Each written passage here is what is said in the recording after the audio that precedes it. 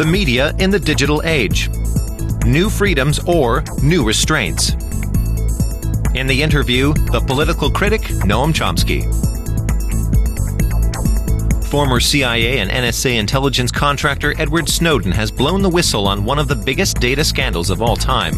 Snowden leaked details of wide-scale internet surveillance by U.S. and British intelligence agencies.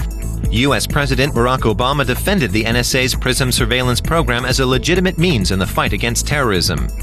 Noam Chomsky criticizes the logic behind Obama's justification for spying on the internet. But Chomsky also believes that the new media offers new opportunities. He's been criticizing traditional media as the mouthpiece of political and financial elites for more than 20 years, saying they work to manufacture consent. I'm very interested to know to what extent you believe that the new media also manufacture consent with elites, or perhaps on the other hand, make dissent possible, enable dissent. Where's the balance? The internet is it's a new tool that actually developed in the state sector of the economy for about 30 years and was then mid-90s handed over to private enterprise for commercialization. And like other tools, it's fundamentally neutral, like a hammer, say. The hammer doesn't care whether a torturer uses it to bash someone's skull in or a carpenter uses it to build a house. And it's the same with the internet. But the fundamentally neutral tool that you have been describing has, of course, been used in large measure in the two great uprisings that we've seen in the last several years, which are Occupy and the Arab Spring. So social media have played I'm sure you must see that as a very progressive role. They have that role, but as I said, a hammer can build a house. And the print media also had that role. Now, the internet does give you much wider possibilities. And it was hoped by many, including me, that it would lead to a broadening of horizons, a search for independent sources and so on. I have never seen a study, but I think it's had the opposite effect.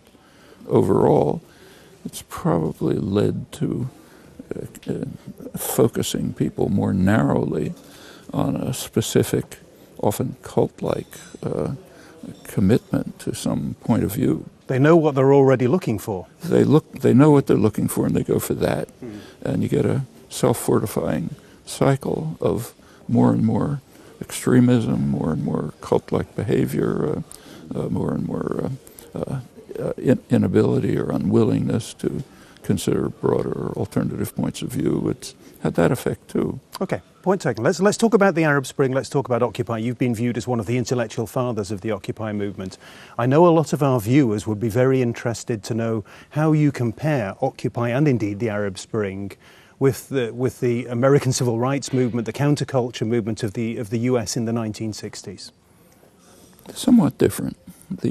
First of all, I wasn't one of the intellectual founders. I was an observer. If I'd been asked a month before Zuccotti... I think you've been an inspiration. Well, I could talk about that, but I've been a sympathetic observer and partial participant, and I've been very happy to see it. I certainly wouldn't have predicted it. If I'd been asked, I would have said it's a crazy idea, but it lit a spark. The Zuccotti Park occupation very quickly spread. In no time, there were hundreds of similar occupations in the United States, abroad, Australia, England, everywhere. It linked up with similar movements already existing in Europe, like the Indignados in Spain and so on. It was connected to the Arab Spring, and there was a mutual interaction. So there were solidarity messages coming from the Egyptian labor movement, Tahrir Square, to the American organizers, both in Wisconsin and in Zuccotti and so on. And conversely, in fact, just last week I was at there was an Occupy demonstration in New York in solidarity with ongoing demonstrations at the same time. Let me just interrupt for a second, because it's interesting that you say that, you talk with that immediacy about events, because you talk about the Occupy movement as lighting a spark, but there are a lot of political commentators who are already saying that spark is being extinguished. What do you say? The political commentators mostly have no idea what's going on and don't care. That may or may not be true. Well, that's my feeling. Yeah. The Occupy movements, in my opinion, were just the fact that communities of solidarity and mutual association were created.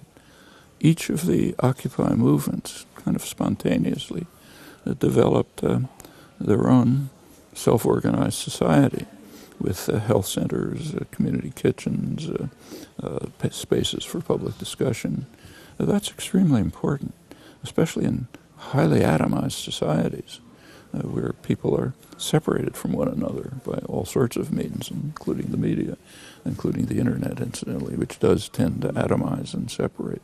But this was creating bonds, associations, the conception that we can work together to achieve something.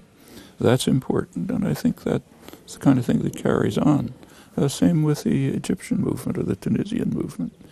They have had successes. The main successes, and I hope they're lasting ones, is to greatly broaden the sphere, the opportunities for freedom of speech, freedom of press, and so on. And that's the way social movements develop.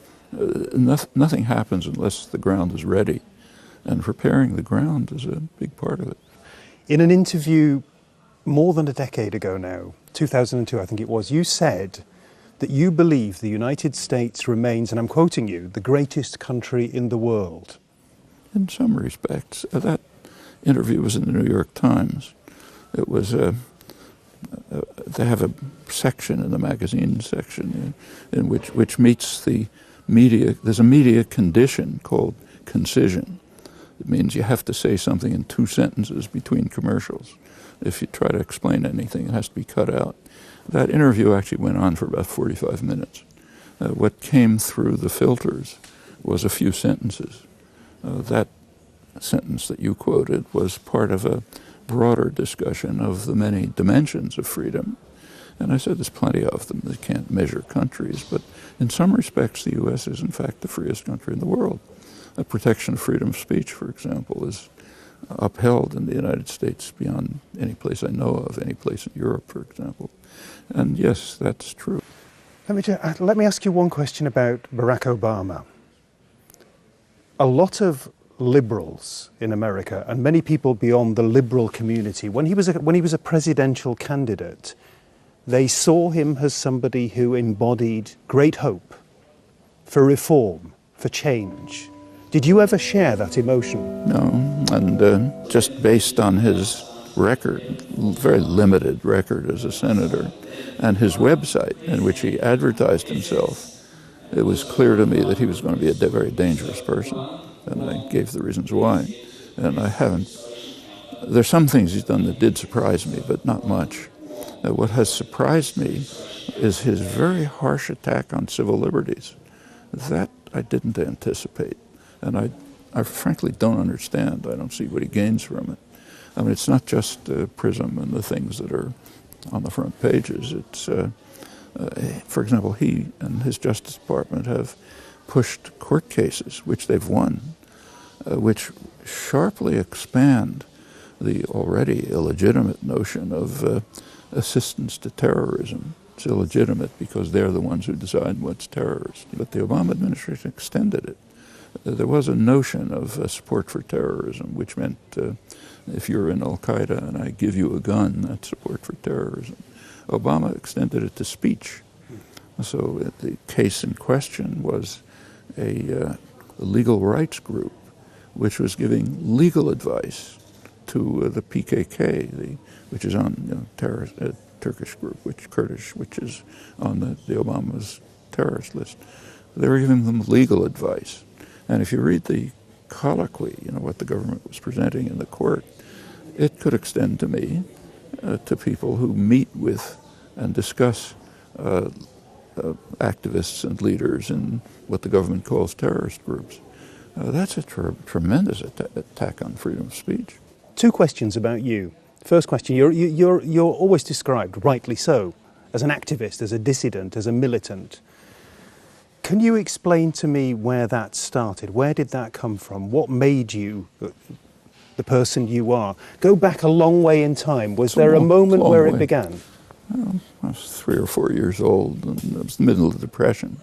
Depression was objectively much worse than what's happening now, but people would come to the door trying to sell rags, or I'd sit with my mother in a trolley car and see police beating up women strikers outside a textile plant. And a lot of my family was unemployed working class. I saw how they lived and so on. And by the late 1930s, I was concerned at a childlike level with the rise of fascism, which is pretty frightening. The first article I remember writing was, I can easily date, it was February 1939, right after the fall of Barcelona. It was about fascism spreading in Germany and Austria and Czechoslovakia and now Spain. Where's it going to end? It goes on to opposition to the British atrocities in Greece in 1944, nuclear weapons, on and on, doesn't stop. Okay, so that's where you're coming from. In a relatively early book, The Responsibility of Intellectuals, 1967, you talked about the question that intellectuals and indeed non-intellectuals ask themselves, what have I done? Now, after your long career in activism and academia, what's your answer to your own question, what have I done? Not enough. Noam Chomsky, it's been fascinating talking to you today. Thank you very, very much indeed. Yeah. Thank you.